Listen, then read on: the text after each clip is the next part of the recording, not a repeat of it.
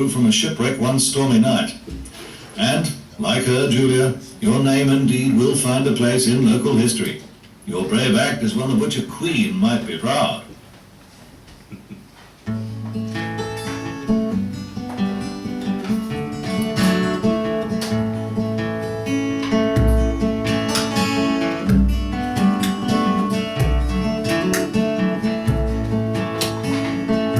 On a stormy September night,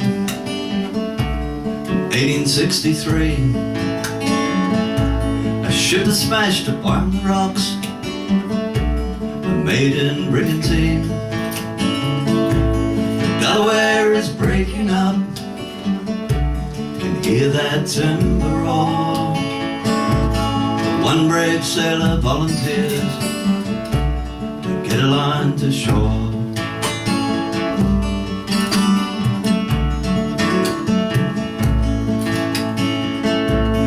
From a hut high on the cliff, a woman hears the cry. She sees that sailor swept away and more about to die. And down to the beach she runs, can hear those sailors call. She dives into stormy seas and try and save them all. Sing about Grace Darling and others brave and fair, but no one can compare to Julian and the family, saviors of the Delaware.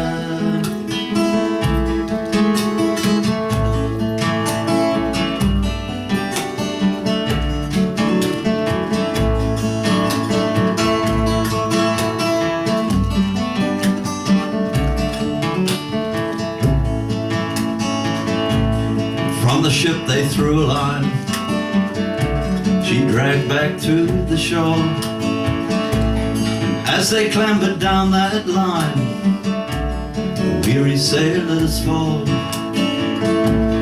One by one she rescues them, takes them through the waves.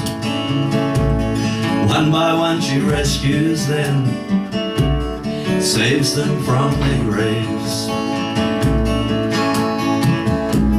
Sing about Grace Darling and other brave and fair, but no one can compare to Julian and the family, saviors of the Delaware. Of the New Zealand land wars, people of Nelson gathered to thank this brave heroine Julian, husband Hemi and cousin Hohata. 50 guineas and a golden watch from Governor George Gray. Fame spread around this land and still recalled today. We're allowed to sing. Sing about Grace Darling and others brave and fair, but no one can compare to Julian and her family, saviors of the Delaware.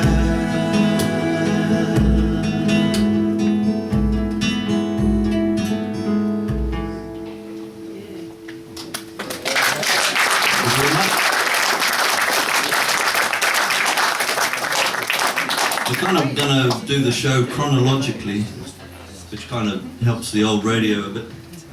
And so we're moving up to about 1875. And this is a song about a magician from Thames. And she had a troupe that she went on the road around New Zealand with, and there was the Welsh tenor and the clographicologist. You can guess that what that was, maybe. Clog dancer, I think. And Herb and his collie dogs, of course. And the boneless boy. And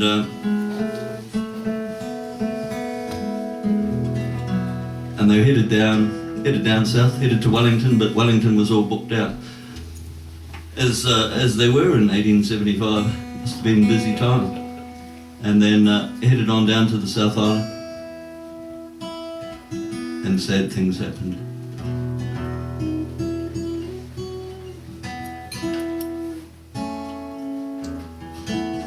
(1875), fatal coach accident. The Grey River Argus, Oamaru, January 18th. A sad accident occurred at the Waitiki River yesterday. Jenny Anderson, magician, and troupe were crossing to the Canterbury side. The male members of the party walked across the bridge, but an express containing Jenny Anderson and all the properties attempted to ford the river above the bridge by a ferryman. The vehicle got into deep water and capsized. The driver was washed to a pile of the bridge and was rescued. Miss Anderson was twice grasped while under the bridge, but her clothing gave way. An inquest was held today. Everything belonging to the troupe was lost in the river. A box containing money, an express horse, 2 performing dogs belonging to the troupe were also drowned. The general feeling here is that crossing the river, except in the ferry boat or by the bridge, should at once be prohibited.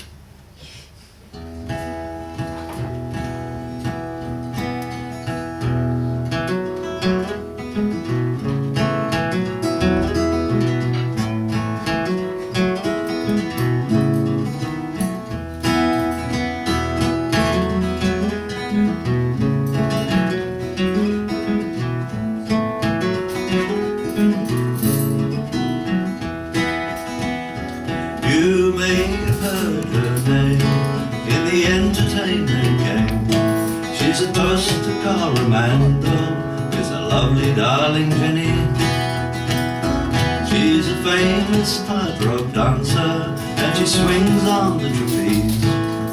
When they come to see her, Jenny loves to please. Tell me, darling Jenny, Jenny, darling, how long have you been gone? Magnified to Wellington, down to Oamaru. Jenny, are you ever coming home? With her bold, exotic dancing to the music of the band, then there's a magician with a dazzling sleight of hand. The Southland shows were winners, and the troupe truly shone. People, they cried out for more, but the show kept moving on. They headed north on the Cobb & Co coach and came to the Waitiki River. The bridge was under repair and the river was running high. The pilot was nowhere to be found, and the ferryman, he'd been drinking. He showed them a safe place to cross. While the troupe clambered across the bridge, Jenny and the driver stayed on board. The costumes and the money. The horses hit deep water. The coach overturned. Jenny hit her head and was swept downstream. From the bridge they managed to grab her hair, but the current was too strong. They lost their grip. Jenny was swept away and drowned. She was 20 years old.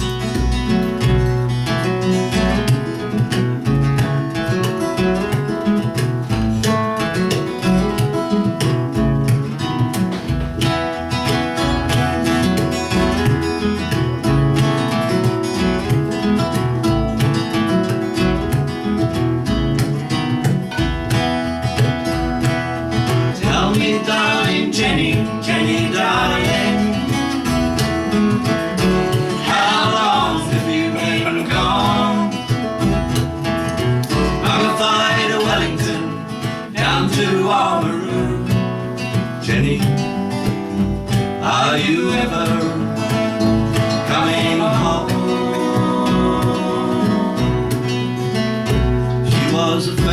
first tightrope dancer. Now she'll never dance again. People, they all shed a tear for the great magician. Yes, the people, they all shed a tear for our great magician.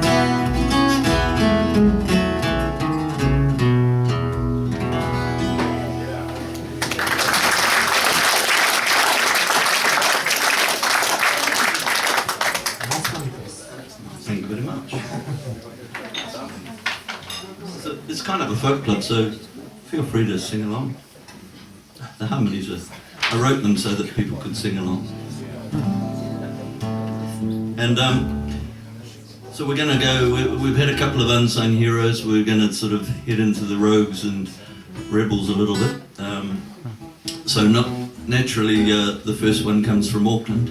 And he was a fire raiser. He actually it was in the 1870s. He had a 200-seat restaurant in Auckland, apparently, and but he burnt it down so that he could claim the insurance money. And his wife was an opera singer, and she sang in the choral hall, which was part of the university. And but she liked to drink a bit, and she got a bad review and got banned. So he burnt down the choral hall. And then a couple of years later they rebuilt it, so he burnt it down again. And various other things.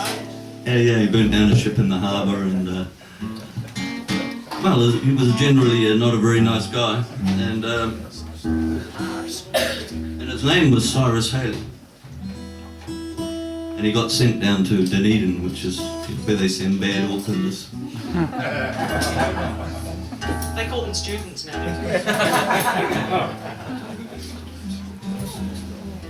Cyrus Haley, shot dead.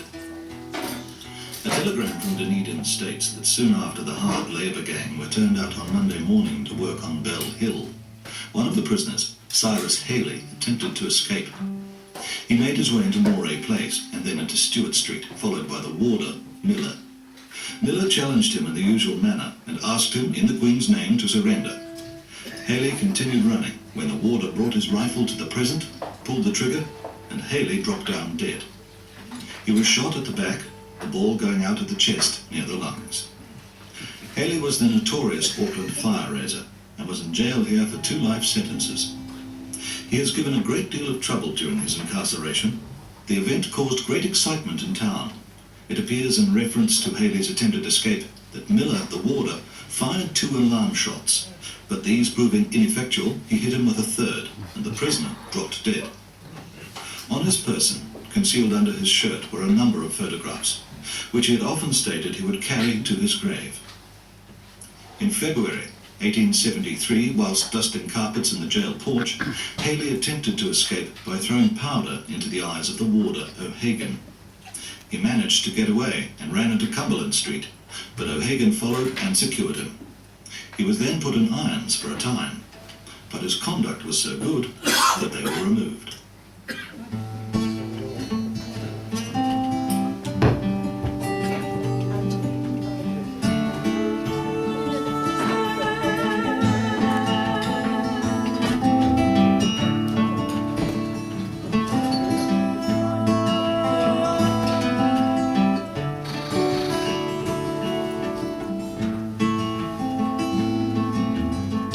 Fires in Auckland City, the culprit can't be found. The Cora Hall that once stood tall burned down to the ground. The ship out in the harbour, now she's just a shell. The music hall, the kerosene store, well, burned down as well. Someone's writing letters, someone's making threats. Someone says he's gonna kill 5 men and light more fires yet. Out at Russell's mansion, a pistol has been fired. Cyrus Haley, he's been caught, the jury has retired. What makes a man go crazy? What makes a man go bad? What makes makes a man lose everything, everything he had. With a twisted mind and a cold black heart, he's surely headed down. Though he walks through the valley of the shadow of death, it's not heaven that he's bound.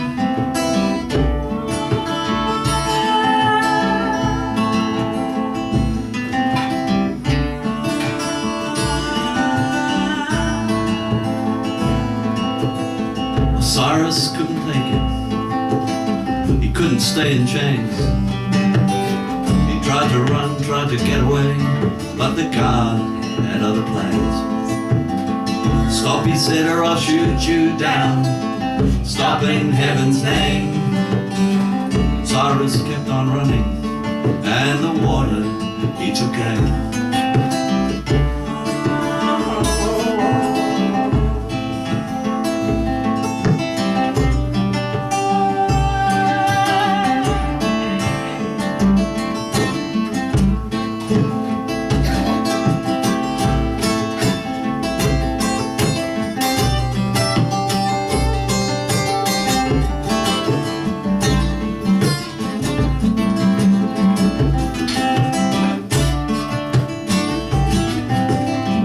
Cyrus tasted freedom with the coal yard just ahead. He tried to run, tried to get away. Whoops. That again. Cyrus tasted freedom with the coal yard just ahead. He thought that he could make it, but that water he saw red. First he fired a warning shot, the second just missed his head. Raised his rifle once again. Cyrus, he lay dead. What makes a man go crazy? What makes a man go bad? What makes a man lose everything, everything he had? With a twisted mind and a cold black heart, he's surely headed down. Though he walks through the valley of the shadow of death, it's not heaven that he's found.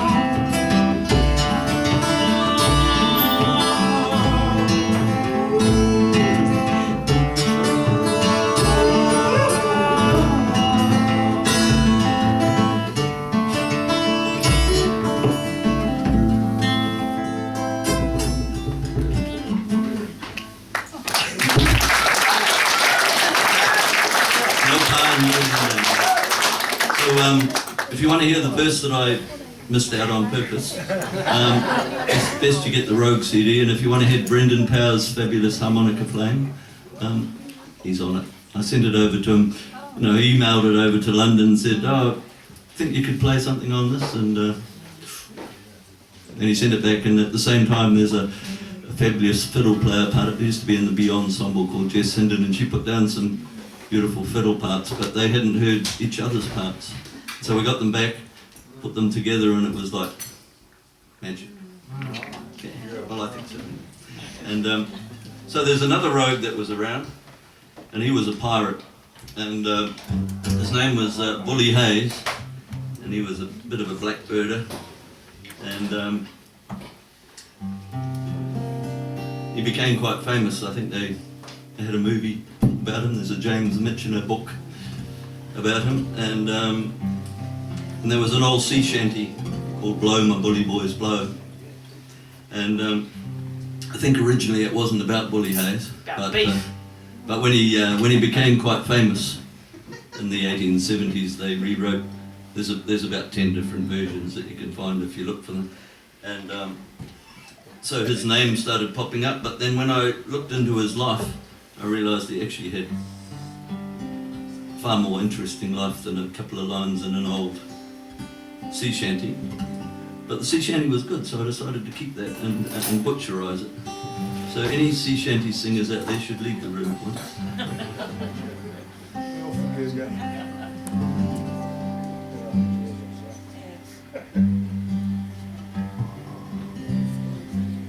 1877. From the Fiji Times, September the 1st. Bully Hayes, the pirate of the South Seas. Death of the notorious Captain Hayes. The great rover and freebooter of the South Pacific, Bully Hayes, has, we learn, come to an untimely end. By the return of the Black Hawk from the Line Islands, we are informed that the American schooner Maggie Johnson brought the news to the island of McKean that Captain Hayes, while trading in a small vessel off the island of Jelmet, had a series of bickerings and quarrels with his mate, and while in the act of going down the companion to reach his revolver to shoot the mate, was struck by him on the back of the head with the iron tiller, completely smashing his skull. So ends the life of this fearless pirate. The unlawful acts and deeds committed against property and society by this noted freebooter are very many, but we much question if they are deserving of that amount of sensationalism with which it has been the fashion to report them. Of course they are.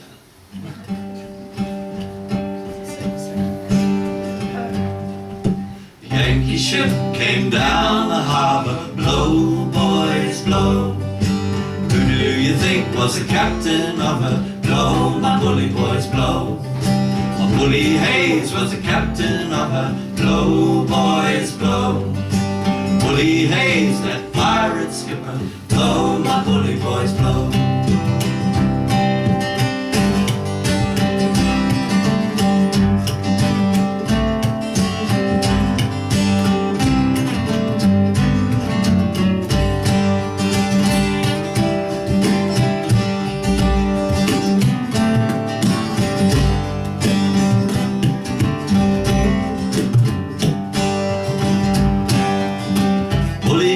A blackbird, Bully was a buccaneer.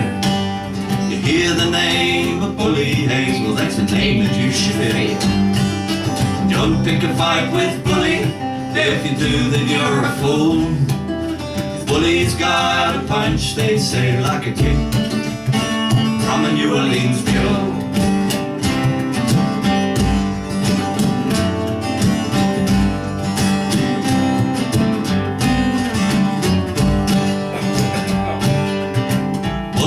A storyteller, Bully was a balladeer.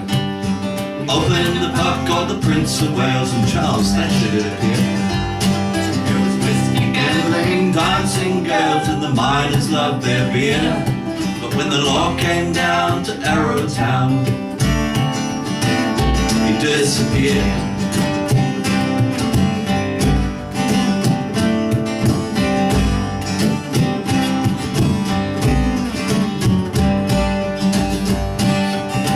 Bully was a South Sea pirate, many a ship he stole. The Rena, the Leonora, the Madagascar for its gold. The Shamrock, the Black Diamond, and the Alameda too. But it was on the good ship Lotus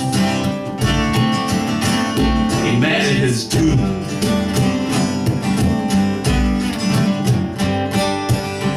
Papers, they all spread the news.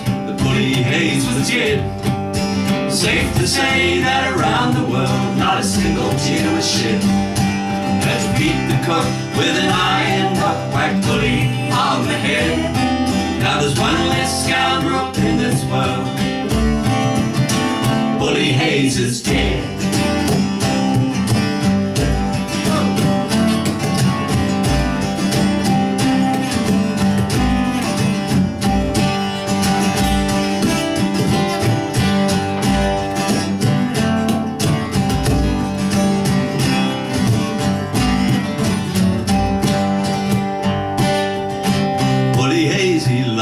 Sailors, blow, boys, blow. Yes, he does, like howling blazes. Blow, my bully boys, blow. Blow, boys, blow, the sun's drawing water. Blow, boys, blow. 3 cheers for the cook and 1 for his daughter. Blow, my bully boys, blow. Yeah.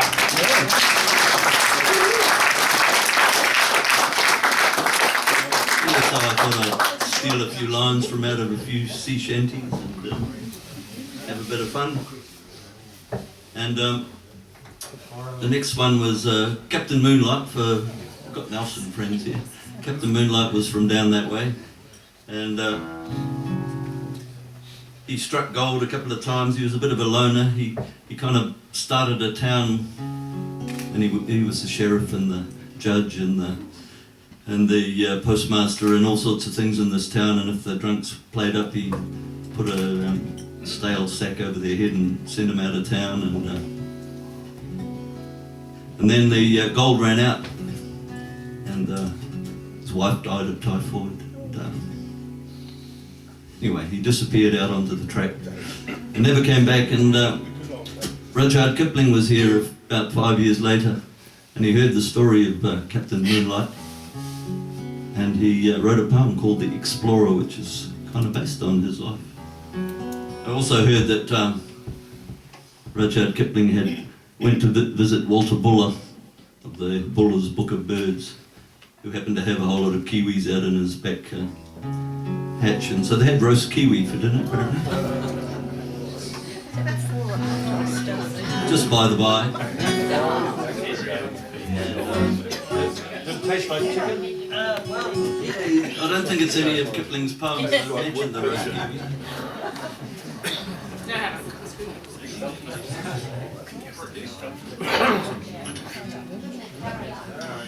As was feared, indeed there was no room for any doubt on the matter, Mr. George Moonlight, who has been missing for over 2 months, is now known to have met his death in the bush.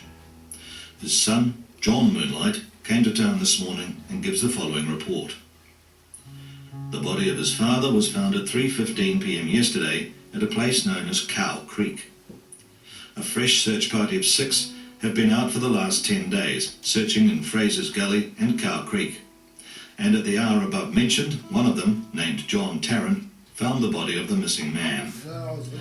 It was lying on the left side and was apparently in a fair state of preservation, excepting that a little of the face was gone. The deceased appeared to have dropped on the track and after a short struggle to have rolled off it. His walking stick was lying on the right-hand side of the track and his hat on the track. The body had the appearance of having dropped from exhaustion. The place where it was found is about 7 miles distant from Robert Edgar's accommodation house and about 3 miles from the nearest point where the main road can be struck. It will be necessary to have the body carried on a stretcher from where it is lying to the main road and thence taken by cart or express to Edgar's, where an inquest will be held. Young Moonlight believes that his father knew where he was and was endeavouring to come out at Edgar's when his strength failed and he fell where he was found.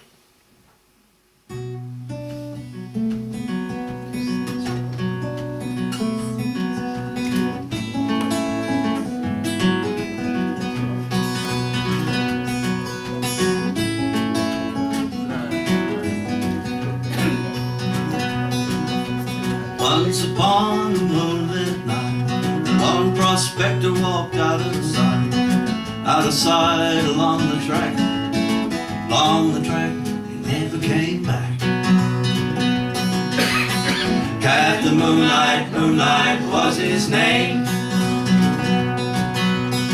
Captain Moonlight, Moonlight was his name.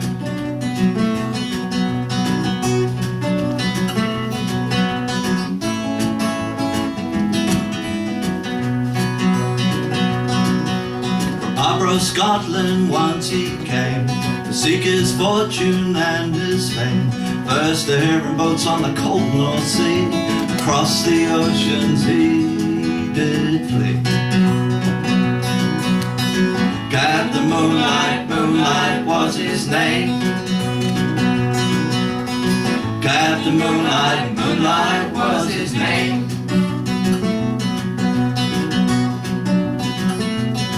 He was a striking man, there's no dispute. His jet black hair and his black jack boots, the pocket compass and a rusty pick on the Buller River. He struck it rich. Moonlight Gully, Moonlight, it was named. Moonlight Gully, Moonlight, it was named.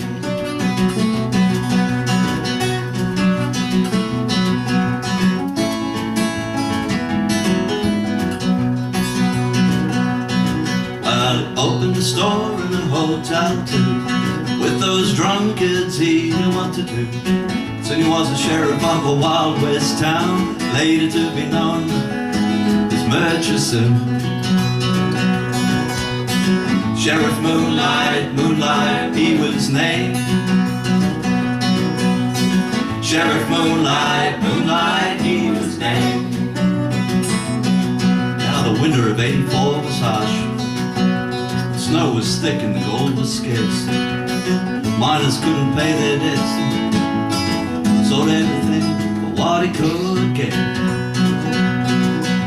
His wife got typhoid and she died.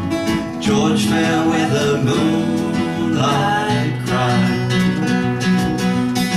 Fairweather, moonlight, moonlight was his name. Fairweather, moonlight, moonlight was his name.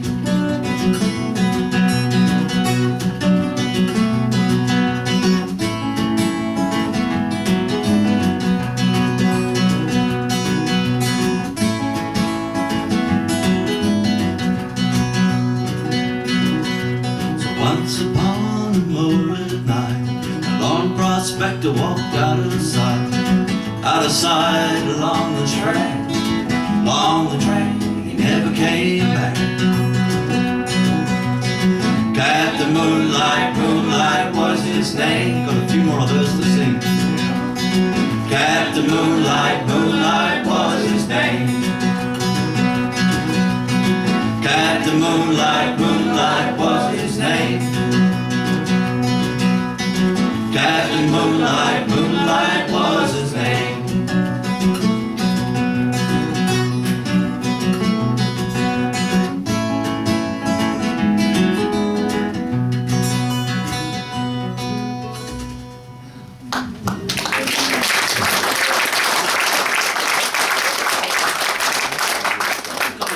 This carousel's almost in perfect time. Kind of helps. I don't know. Goes around. Now we've got the next one's actually in the Rogue CD, but actually he was more of an unsung hero. But the fact that he was a loner and died in a mental home, which was very sad, sunny side. So he was more of an unsung hero, of course. And was he the first to fly? This is the question. And oh, wait a minute. Just playing around with my double capo, so I better remember where they all go. And I came across a actually I won't tell you the story because that kind of gives it away.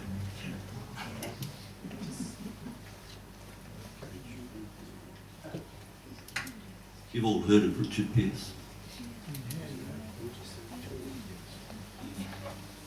1909. A flying machine after 5 years.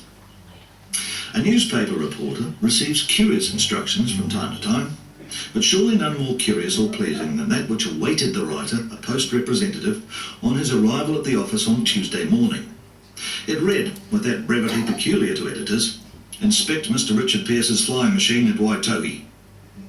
Mr. Pearce is the man who, day in and day out from 8 o'clock in the morning until 6 o'clock in the evening, for 5 long, weary years, with patience and doggedness almost inhuman, has plodded on until the very chink of his chisel would seem to have become tragically monotonous, and the mention of a flying machine an anathema. But it is, and for Richard Pearce, happily not so. The man is an enthusiast, heart and soul. He is as fresh, as happy, as healthy and determined as the day when 5 years ago he set out to achieve the dream of his life, the inventing and making of a flying machine. And has he succeeded? Well, it would appear so.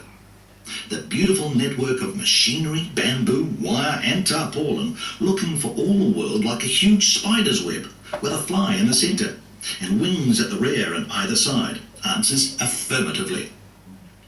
From the equilibrium rudders at the sides and the guiding rudder at the tail, the propeller at the front and the engines in the centre, the machine is entirely original and demonstrated clearly the untiring patience, indomitable pluck and engineering skill of the inventor. The Herald, Christchurch this day. A young South Canterbury farmer, who has for some years past been working in secret in the endeavour to perfect a flying machine, considers he has now nearly reached the goal at which he has been aiming. He intends to make a trial flight with his airship at an early date. The framework of the ship is of bamboo, the wings all of calico, and the propelling power is a 24 horsepower motor. The inventor is Mr. Richard Pearce of Waitobi.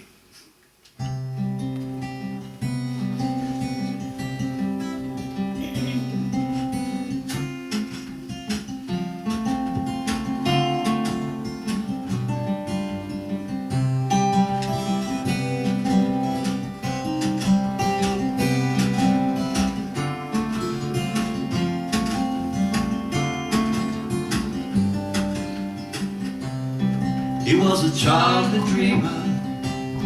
His mad inventions thrilled all those around, made them proud. A zoetrope with moving pictures, a magic needle thread for his mom.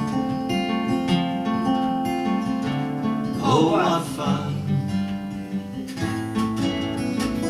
But he had a dream,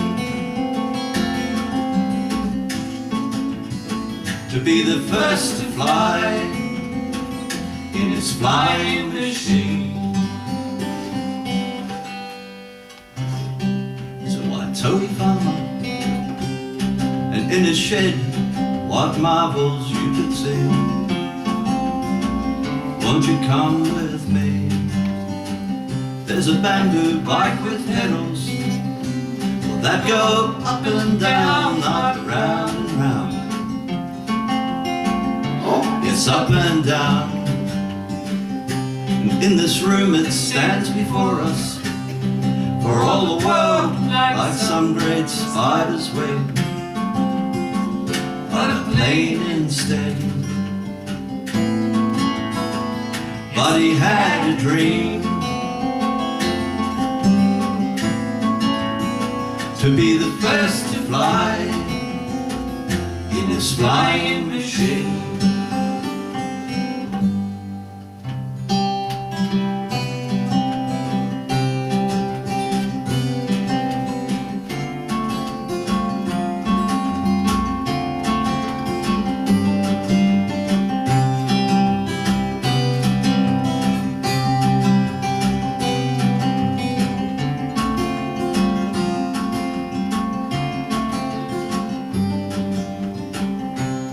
Finally the day arrived. He wheeled his plane up to the crossroads on the hill.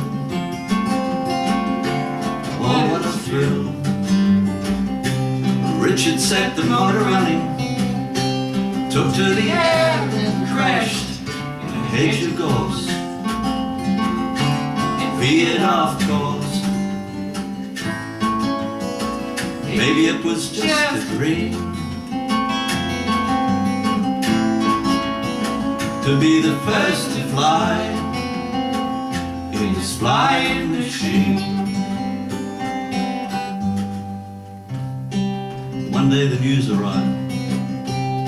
The brothers Wright won the race to the air.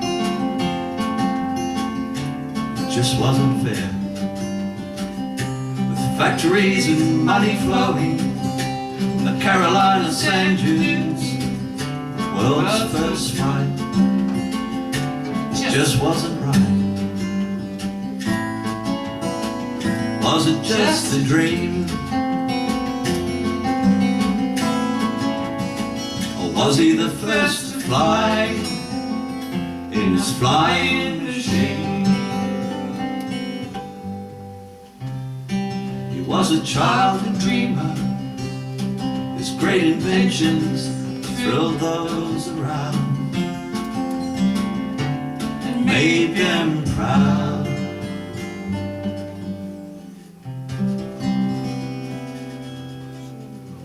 Yeah.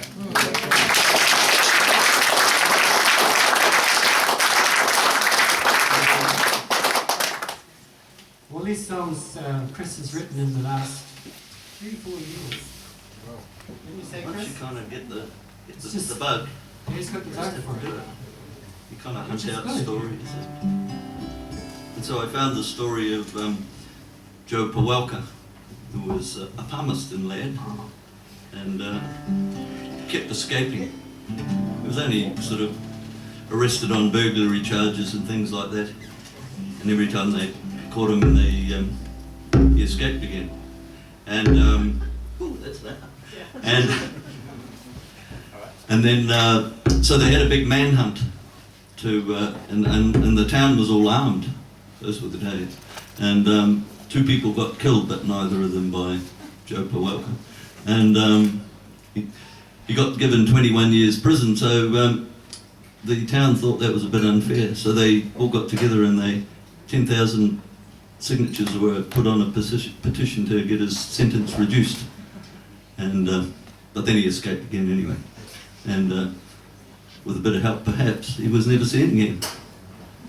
Although I came across, because I delve into papers past a bit, and I found a Pawelka sort of story a few years later that he may have ended up in Mexico fighting with the freedom fighters in Mexico. So I thought that was pretty good. So he got away. He got away. He kept getting away, and then he got away. Wait a minute, we'll just find.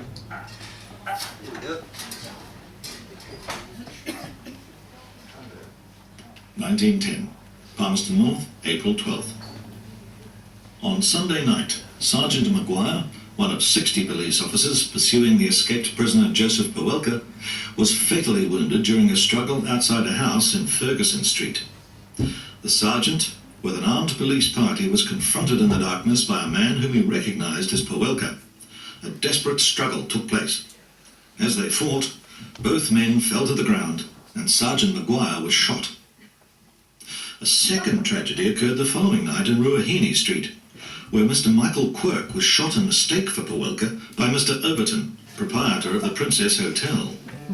It appears that Mr. Overton, who was armed with a shotgun, and Mr. Quirk, who had a revolver, mutually mistook each other for Pawelka. The indiscriminate arming of so many civilians was condemned by Police Inspector Wilson of Wanganui, who said that large crowds of armed civilians were hindering police. Civilians had no legal right to shoot anyone, or to shoot at anyone, even Pawelka. Any civilian shooting a man was likely to be charged with manslaughter. Pawelka was recaptured after 25 days. He was acquitted of a charge of murdering Sergeant Maguire, but was sentenced to 21 years imprisonment on other charges. Escaping for the 3rd time, he vanished completely.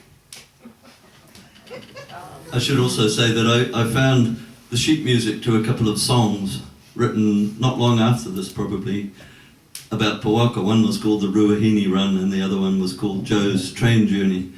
And so I thought they were obviously written, you would sit around a piano and sing them. And one of them was a skipping rope song, apparently, because he was a bit of a folk hero. And so I decided to put the 2 songs together and guitarify them.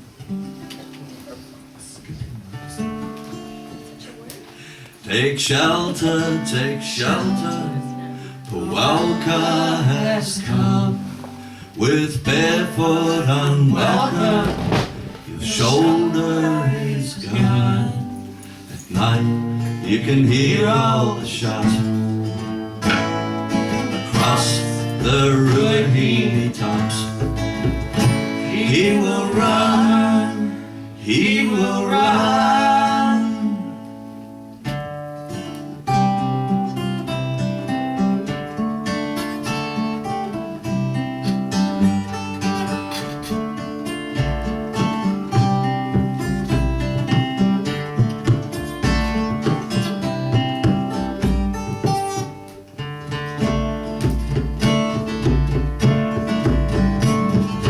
Freed from jail, Joe Pawelka came, riding a wagon, the longest goods train. Joe's fingers keep gripping like steel, till nothing at all. Now he can feel, now he can feel, now he can feel, now he can't feel. Crouching beneath the wagon top in the dark, wagon oh, oh, oh.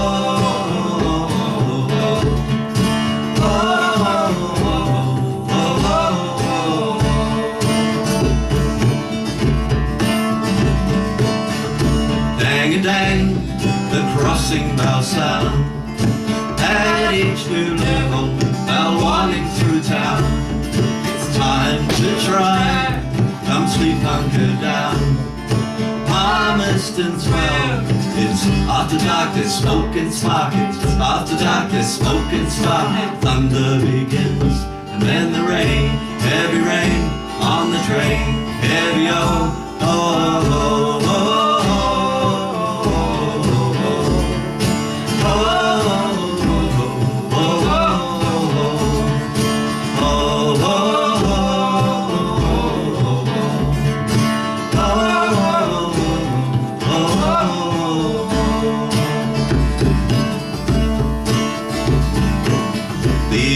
Silver steam whistle sings like a young wildcat. Joe Powelka springs onto bare feet when he hits the ground.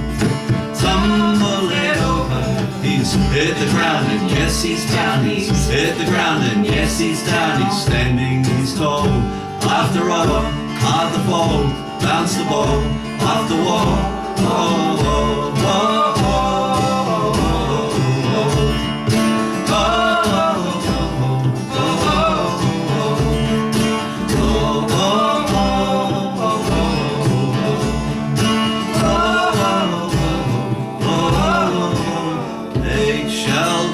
Take shelter, Powelka has come. With barefoot unwelcome, he'll shoulder his gun. At night you can hear all the shots. Across the ruin he tops. He will run, he will run.